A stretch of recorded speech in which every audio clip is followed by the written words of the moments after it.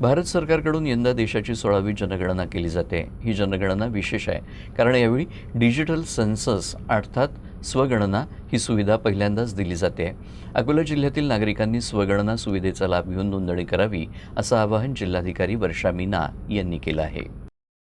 स्वगणना म्हणजे काय तर आपण स्वतः आपल्या मोबाईल किंवा संगणकावरून जनगणनेच्या पोर्टलवर आपल्या कुटुंबाची संपूर्ण माहिती भरू शकतो।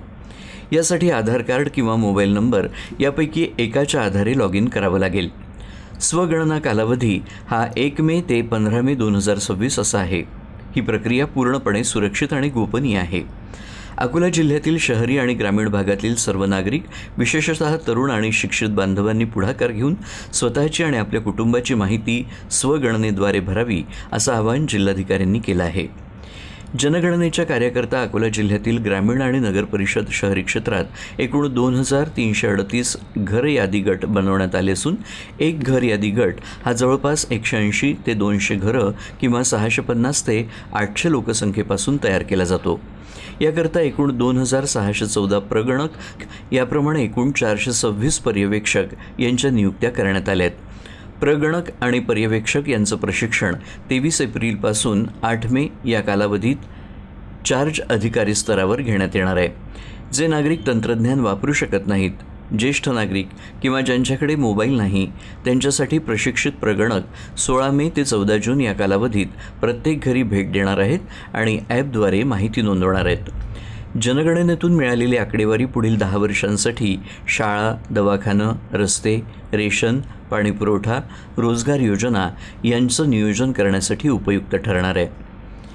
तुमची एक अचूक नोंद म्हणजे अकोला जिल्ह्याच्या विकासाला हातभाराची नोंद आहे।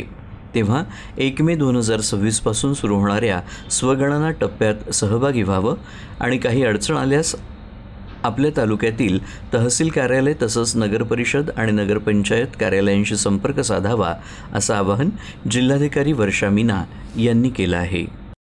भारत सरकारकडून यावेळी देशाची 16वी जनगणना होणार आहे।